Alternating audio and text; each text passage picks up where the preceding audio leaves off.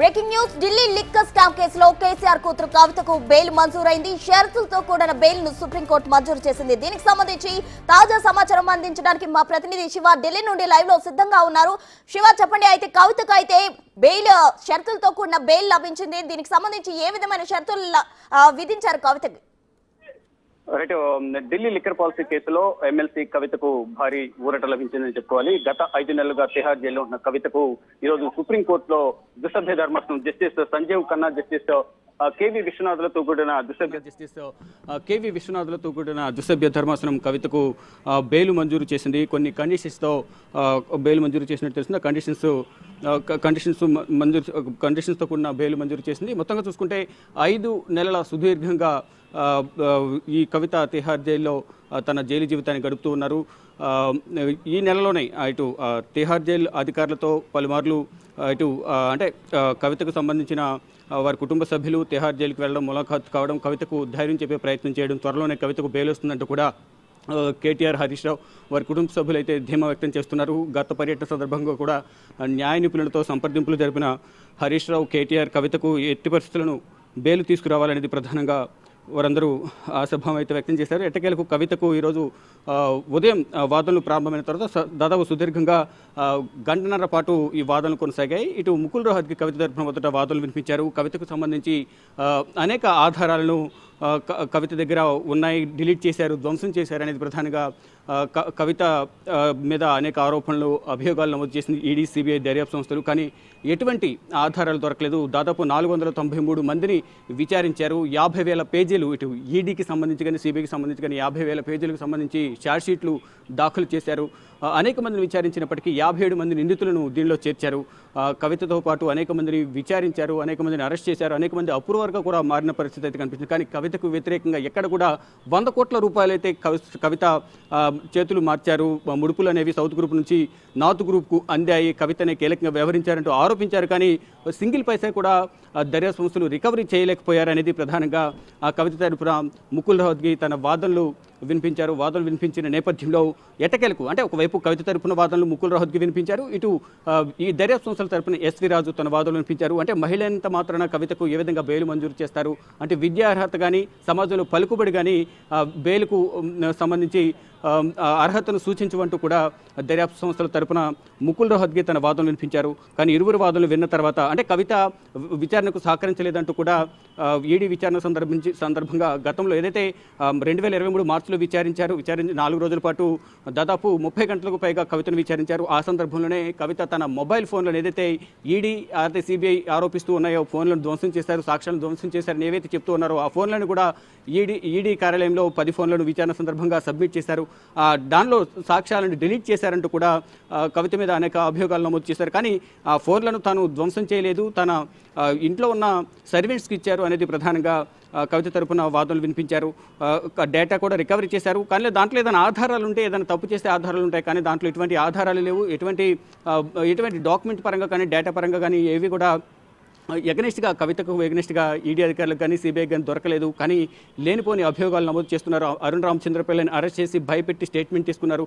అరుణ్ రామచంద్రపిల్ల ఇచ్చిన స్టేట్మెంట్ ఆధారంగానే కవితను అరెస్ట్ చేస్తామని గతంలో తెలిపారు. మళ్ళీ తర్వాత అరుణ్ రామచంద్రపిల్ల ఈ స్టేట్మెంట్ వెనక్కి తీసుకున్నారనేది ప్రధానంగా అంటే భయపెట్టడం ద్వారా, కవితను భయపెట్టడం ద్వారా అభియోగాల్లో భయపెట్టడం ద్వారా అరుణ్ రామచంద్రపల్లి స్టేట్మెంట్ వెనక్కి తీసుకున్నారనేది మరొక ఆరోపణ అయితే ఈడీ చేస్తోంది. అంటే జైల్లో ఉన్న సందర్భంలో అరుణ్ రామచంద్రపల్లిని ఏ విధంగా బెదిరిస్తారంటూ కూడా బెంచ్ కూడా అంటే ద్విసభ్య ధర్మాసనం జస్టిస్ బిఆర్ గవై, జస్టిస్ విశ్వనాథులతో కూడిన ధర్మాసనం ప్రశ్నించిన నేపథ్యంలో అంటే తరచూ లాయర్లు కానీ కుటుంబ సభ్యులు కానీ కలుస్తూ ఉంటారు కాబట్టి ఆ సందర్భంలో కూడా బెదిరించి ఉండొచ్చు అనేది ఇటు ఈడీ తరపున ఎస్వి రాజు వాదనలు వినిపించారు. ఇలా వాదనలు ప్రతివాదనలు కొనసాగిన తర్వాత అంటే ఎట్టి పరిస్థితులను కవితకు బెయిల్ ఇవ్వద్దు, కవితకు అగెనెస్ట్గా అనేక ఆధారాలు మా దగ్గర ఉన్నాయి, ఆధారాలు మళ్ళీ మేము మీకు సబ్మిట్ చేస్తాము, ఇప్పటివరకు ఈ ఛార్జ్షీట్లు దాఖలు చేస్తాము కాబట్టి ఛార్జ్షీట్లో కూడా కవితకు సంబంధించి అనేక అభియోగాలు ఉన్నాయి, కవిత ఎవరెవరితో వ్యాపార సంబంధాలు ఉన్నాయి, ఆర్థిక లావాదేవీలు ఉన్నాయి అనే దానిపై కూడా ప్రధానంగా వాదనలు వినిపించారు. దాంట్లో శరత్చంద్రారెడ్డి, మాగుంట రాఘవరెడ్డి రెడ్డి, మాగుంట శ్రీనివాసరెడ్డి, బుచ్చిబాబు, అభిషేక్ బోయిన్పల్లి, అరుణ్ రామచంద్ర పిల్లై, విజయ్ నాయర్,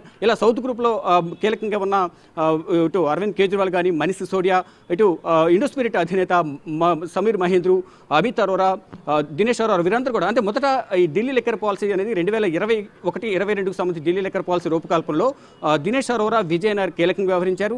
ఈ ఢిల్లీ లిక్కర్ పాలసీ డ్రాఫ్ట్ రూపకల్పన చేసే సందర్భంలో కూడా కవితకు వీరందరూ సహకరించారు. కవిత అలాగే విజయ్ నాయర్ అంటే ఆమ్ ఆద్మీ పార్టీ గవర్నమెంట్లో మీడియా కోఆర్డినేటర్గా విజయ్ నాయర్ ఉన్నారు. ఆ సందర్భంలోనే కవితతో పలుమార్లు సమావేశమయ్యారు. కవిత ఢిల్లీ లిక్కర్ పాలసీ సంబంధించి రూపకల్పన చేసే సందర్భంలో దీంట్లో ఇంట్రెస్ట్ ఉంది, దీనిపై అసలు రూపకల్పన ఏ విధంగా చేశారు అనే దానిపై మాట్లాడదామంటూ కూడా విజయ్ నాయర్తో పలుమార్లు ఢిల్లీలోను, హైదరాబాద్లోను సమావేశమయ్యారు అనేది ఈడీ, సిబిఐ అనేక మార్లు అభియోగాలను నమోదు చేసింది. ఎవరినైతే అరెస్ట్ చేస్తారో అరెస్ట్ చేసిన తర్వాత వారికి సంబంధించిన ఛార్జ్షీట్ దాఖలు చేస్తారు. కాబట్టి ఆ ఛార్జ్షీట్ దాఖలు చేసే సందర్భంలో ఎవరెవరితో లింకప్ అయి ఉన్నారు వీరు అనే దానిపై కూడా అందరి పేర్లు దీంట్లో నిందితులు, సాక్షులను, ఎవరైతే అక్యూజ్డ్గా ఆరోపణలు ఎదుర్కొంటున్నారో వారందరికీ సంబంధించి కూడా అభియోగాలు నమోదు చేస్తూ వారందరికి సంబంధించి దీంట్లో ప్రధానంగా అనేక మంది సాక్షులను కూడా అంటే దాదాపు 493 మంది సాక్షులను, 57 మంది నిందితులు వీరందరినీ కూడా అనేక మార్లు విచారించారు.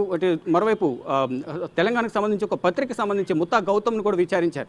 దానికి సంబంధించి కూడా ఆర్థిక లావాదేవీలు అన్నిటిపై కూడా ప్రధానంగా దర్యాప్తు కొనసాగించారు. సుదీర్ఘంగా దర్యాప్తు కొనసాగించిన తర్వాత కవితకు ఏ విధంగా వ్యతిరేకంగా ఎటువంటి సాక్ష్యాలు లభించినప్పటికీ కూడా ఇంకా ఏదో విధంగా జైల్లో ఉంచాలి, గతంలో పిలిచిన సాక్షులను మళ్ళా పిలిచి కవితకు వ్యతిరేకంగా సాక్ష్యం చెప్పాలని వారందరూ కూడా ఒత్తిడి చేస్తున్నారనేది కవిత తరపున న్యాయవాది ముకుల్ రహత్గి తమ వాదనలు వినిపించారు. ఇటు ఈడీ కూడా కవిత ప్రధానంగా 2021 రూపకల్పనలో 2021-22 ఢిల్లీ లిక్కర్ పాలసీ రూపకల్పనకు సంబంధించి పలుమార్లు సమావేశమయ్యారు. ఇటు సౌత్ గ్రూప్ సంబంధించిన, నార్త్ గ్రూప్ సంబంధించిన కీలక నేతలందరితో, కీలక వ్యాపార భాగస్వాములతో కూడా సమావేశమైన సందర్భంలో అనేక మార్లు రూపకల్పనలో మార్పులు చేర్పులు చేశారు. ఒకవేళ లిక్కర్ పాలసీలోకి, లిక్కర్ బిజినెస్లోకి ఎంటర్ అవ్వాలంటే కవితను సంప్రదించి ఎంటర్ అవ్వాలనేది ప్రధానంగా ఇటు నార్త్ గ్రూప్ సంబంధించిన వ్యాపార భాగస్వాములు కానీ, ఇటు సమీర్ మహేంద్రు, మరోవైపు అరుణ్ రామచంద్ర పిల్లై, మనీష్ సిసోడియా, మరోవైపు అరవింద్ కేజ్రీవాల్ వీరందరూ కూడా చెప్పారు. దానికి అనుగుణంగానే ఇక్కడ సౌత్ గ్రూప్ నుంచి 100 కోట్ల రూపాయలు ఎవరెవరికి జోన్లు కేటాయించినందుకు ఎవరి నుంచి ఎంత తీసుకోవాలనేది కూడా కవిత ఇష్టం అనేది ప్రధానంగా వారు ఫ్రీ హ్యాండ్ ఇచ్చారనేది ప్రధానంగా ఈడీ, సిబిఐ దర్యాప్తులో ఆరోపిస్తున్నాయి. గతంలో సిబిఐ విచారించిన సందర్భంలో శరత్చంద్రారెడ్డి నుంచి 5 జోన్లకు గాను ఒక్కొక్క జోన్కి 5 కోట్లు ఇవ్వాలి, లేని పక్షంలో ఈ వ్యాపారం ఏ విధంగా కొనసాగిస్తామంటూ కూడా ఆయన బెదిరించి ఒక భూమిని కూడా మహబూబ్నగర్లోని ఒక ల్యాండ్ని కూడా రాయించుకున్నారు. లోన్ను లేని భూమిని ఉన్నట్లుగా రాపించుకుని లోన్ తీసుకున్నారనేది కూడా ఒక అభియోగం అయితే సిబిఐ కవితపైన అభియోగాలు నమోదు చేశారు. అంటే శరత్చంద్రారెడ్డి ఇచ్చిన వాంగ్మూలం ఆధారంగానే ఈ ల్యాండ్కి సంబంధించి కానీ ఈ జోన్ల కేటాయింపులో కవితకు శరత్చంద్రారెడ్డి ఎందుకు జోన్లకు సంబంధించి 5 కోట్లు ఇవ్వడానికి విముఖత వ్యక్తం చేశారనే అంశాలపై కూడా గతంలో శరత్చంద్రారెడ్డి విచారించిన సందర్భంలో సిబిఐకి వాంగ్మూలం ఇచ్చారనేది వారు చెప్తూ ఉన్నారు. మొత్తంగా చూసుకుంటే ఇటు ఆరోపణలు, ప్రత్యారోపణలు, వాదనలు, ప్రతివాదనలు ఎలా ఉన్నా ఫైనల్గా కవితకు సంబంధించి ఎటువంటి వ్యతిరేకంగా ఆధారాలు అనేవి సిబిఐ, ఈడీకి దొరకలేదు. కేవలం తీవ్ర జాప్యం అయితే విచారణలో కూడా తీవ్ర జాప్యం చేస్తున్నారనేది ప్రధానంగా కవిత తరపున న్యాయవాది ముకుల్ రోహత్గి తమ వాదన వినిపించారు. మధ్యలో బెంచ్ ద్విసభ్య ధర్మాసనం సంబంధించిన జస్టిస్ బిఆర్ గవాయ్ అలాగే కేవీ విశ్వనాథులతో కూడిన ధర్మాసనం వారిద్దరు కూడా జడ్జెస్ కూడా మధ్యలో జోక్యం చేసుకుని ఈ పారదర్శకంగా జరగాలి విచారణ అనేది, పారదర్శకం జరగకుండా వారు స్వార్థంగా ఈ విచారణ జరపకూడదు అనేది ప్రధానంగా ఇద్దరు కూడా ఇటు జస్టిస్ బిఆర్ గవాయ్ అలాగే కె విశ్వనాథులు ఇద్దరు కూడా ఒకంత దర్యాప్తు పట్ల అసహనం వ్యక్తం చేశారు.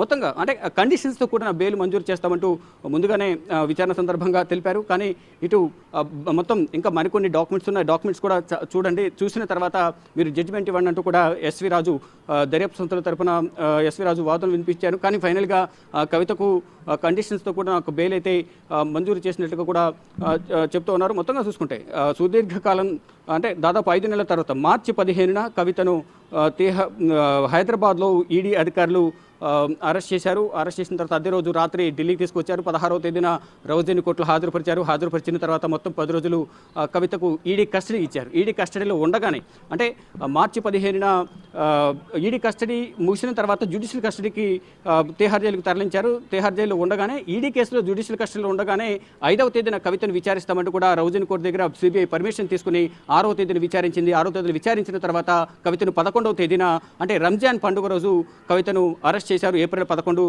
రంజాన్ పండుగ రోజు కవితను అరెస్ట్ చేశారు సిబిఐ అధికారులు. అరెస్ట్ చేసిన తర్వాత ఆ రోజు కోర్టు సెలవు కావడంతో 12వ తేదీన కవితను రౌజని కోర్టులో హాజరుపరిచిన తర్వాత 3 రోజుల పాటు కవితకు సిబిఐ కస్టడీ ఇచ్చారు. 3 రోజుల కస్టడీ ముగిసిన తర్వాత ఇటు ఈడీ సిబిఐ 2 కేసుల్లో కూడా కవితకు జ్యుడిషియల్ కస్టడీ పొడిగిస్తూ వచ్చారు. తర్వాత ఈడీ కస్టడీలో ఉండగానే కవిత మధ్యంతర బెయిల్ పిటిషన్ దాఖలు చేశారు. కవిత మధ్యంతర బెయిల్ పిటిషన్ తన కుమారుడికి పరీక్షలు ఉన్న నేపథ్యంలో ఏప్రిల్ 16 వరకు బెయిల్ మంజూరు చేయాలి, మధ్యంతర బెయిల్ కోరిన నేపథ్యంలో కవిత బెయిల్ పిటిషన్ను ఏప్రిల్ 8వ తేదీనే బెయిల్ పిటిషన్ తిరస్కరించారు. తర్వాత రెగ్యులర్ బెయిల్ పిటిషన్పై విచారణ కొనసాగించాల్సిన కోరిన నేపథ్యంలో 16వ తేదీన ఈడీ కేసులో కవిత బెయిల్ పిటిషన్పై విచారణ జరపాల్సి ఉంది. కానీ అప్పటికే సిబిఐ కూడా కవితను అరెస్ట్ చేసిన నేపథ్యంలో 2 కేసులు కలిపి బెయిల్ పిటిషన్ విచారించాలని కోరిన నేపథ్యంలో 22వ తేదీన ఏప్రిల్ 22న కవిత బెయిల్ పిటిషన్పై విచారణ జరిపారు. 23వ తేదీన కవిత బెయిల్ పిటిషన్ తిరస్కరిస్తున్నట్లు రౌజని కోర్టు న్యాయమూర్తి కావేరి బవేజా తీర్పును వెలువరించారు. ఇక ట్రయల్ కోర్టు తీర్పును బెయిల్ను తిరస్కరించిన నేపథ్యంలో ఢిల్లీ హైకోర్టును ఆశ్రయించారు. ఢిల్లీ హైకోర్టును ఆశ్రయించిన తర్వాత ఇటు Delhi liquor policy CBI ED కేసులో 2 కేసుల్లో కూడా కవిత బెయిల్ పిటిషన్ దాఖలు చేశారు. ఢిల్లీ హైకోర్టు న్యాయమూర్తి స్వర్ణకాంత శర్మ కవిత బెయిల్ పిటిషన్పై వాదనలు ప్రతివాదనలు విన్న తర్వాత మళ్ళా కవిత బెయిల్ పిటిషన్ కూడా అక్కడ కూడా ఢిల్లీ హైకోర్టు న్యాయమూర్తి స్వర్ణకాంత శర్మ కవిత బెయిల్ పిటిషన్ తిరస్కరించారు. అక్కడ ఢిల్లీ హైకోర్టు బెయిల్ పిటిషన్ తిరస్కరించిన తర్వాత నెల రోజుల తర్వాత సుప్రీంకోర్టును ఆశ్రయించారు. ఈ నెలలో 7వ తేదీన సుప్రీంకోర్టులో బెయిల్ పిటిషన్ దాఖలు చేశారు. 12వ తేదీన కవిత బెయిల్ పిటిషన్ను పై విచారణకు స్వీకరించిన తర్వాత సుప్రీంకోర్టు న్యాయమూర్తులు ఇద్దరు కూడా ద్విసభ్య ధర్మాసనం గతంలో ఏదైతే ఢిల్లీ మాజీ ఉప ముఖ్యమంత్రి మనీష్ సిసోడియాకు బెయిల్ మంజూరు చేశారు ద్విసభ్య ధర్మాసనం జస్టిస్ బిఆర్ గవై, జస్టిస్ కేవీ విశ్వనాథ్లతో కూడా ధర్మాసనం కవిత కూడా బెయిల్ మంజూరు చేస్తుందంటూ కూడా అందరూ ధీమా వ్యక్తం చేస్తున్నారు. దానికి అనుగుణంగానే ఇప్పుడు బెయిల్ మంజూరైంది. అయితే 12వ తేదీన బెయిల్ పిటిషన్ దాఖలు చేశారు. తర్వాత ఇద్దరికి సిబిఐ ఈడీ దర్యాప్తు సంస్థలకు కౌంటర్ పిటిషన్ దాఖలు చేయాల్సిందిగా నోటీసులు జారీ చేశారు. కానీ ఒకరు సిబిఐ కౌంటర్ పిటిషన్ దాఖలు చేసింది. కానీ ఈడీ సమయం కోరిన నేపథ్యంలో మొత్తం అన్ని డాక్యుమెంట్స్ ఉన్నప్పటికీ మీరు పిటిషన్ ఎందుకు దాఖలు చేయలేకపోయారంటూ కూడా ఆగ్రహం వ్యక్తం చేస్తూ సమయం ఇచ్చింది. 22వ తేదీన కౌంటర్ పిటిషన్ దాఖలు చేయాలని కోరారు. 22వ తేదీన కౌంటర్ పిటిషన్ దాఖలు చేశారు.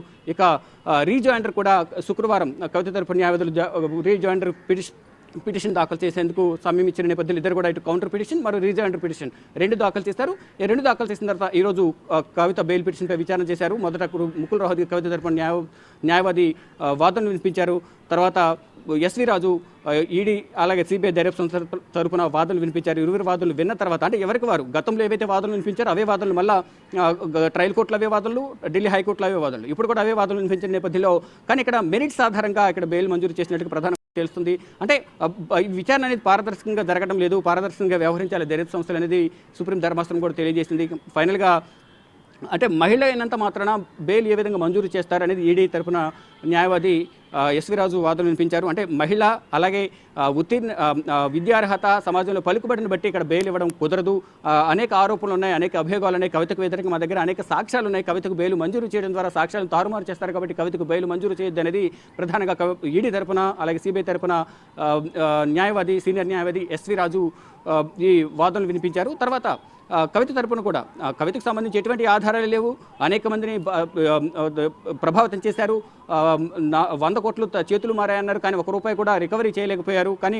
కంప్లీట్గా కవితకు సంబంధించి ఎటువంటి ఆధారాలు వారి దగ్గర లేవు, కేవలం ఆరోపణల నేపథ్యంలోనే కవితను అరెస్ట్ చేశారనేది ముకుల్ రోహత్గి వాదనలు వినిపించారు కవిత తరపున. మొత్తంగా చూసుకుంటే ముకుల్ రోహత్గి వాదనలతో ఏకీభవించిన సుప్రీం ధర్మాసనం కవితకు బెయిల్ మంజూరు చేసింది.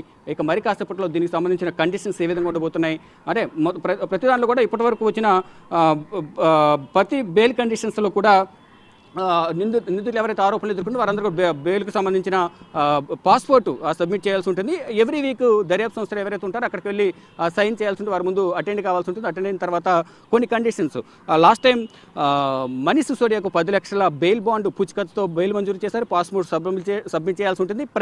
ప్రతి సోమవారం కూడా దర్యాప్తు సంస్థ అధికారి ఇన్వెస్టిగేషన్ ఆఫీసర్ ఎవరైతే ఉంటారో ఇన్వెస్టిగేషన్ ఆఫీసర్ వద్దకు వెళ్ళి అటెండ్ అవ్వాల్సి ఉంటుంది, అటెండ్ అయ్యి సైన్ చేయాల్సి ఉంటుందంటూ కూడా గతంలో కండిషన్స్ పెట్టారు. ఇప్పుడు కూడా కవిత కూడా అవే కండిషన్స్ వర్తిస్తాయి, అవే కండిషన్స్ పెడతారంటూ కూడా ప్రధానంగా చర్చ జరుగుతోంది. మొత్తంగా చూసుకుంటే కవిత బెయిల్ పిటిషన్ సంబంధించి ఎట్టకేలకు వారందరూ ఏదైతే ఆశాభావంతో ఉన్నారో, ఏదైతే ధీమా వ్యక్తం చేస్తారో దానికి అనుగుణంగానే ఈరోజు సుప్రీంకోర్టు ద్విసభ్య ధర్మాసనం బెయిల్ మంజూరు చేసింది కొన్ని కండిషన్స్తో. ఆ కండిషన్స్ సంబంధించి కూడా ప్రధానంగా ఈ పాస్పోర్ట్ను సబ్మిట్ చేయాలి. మరోవైపు కేసుకు సంబంధించి ఏదైతే ఆరోపణలు ఎదుర్కొంటున్నారో కవిత, ఆ కవితకు సంబంధించి ఈ కేసుకు సంబంధించి ఎక్కడ కూడా ఎక్కడ కూడా కేసు గురించి బయట ఎక్కడ ప్రస్తావించకూడదు అనేది ప్రధానంగా చెప్తున్నారు.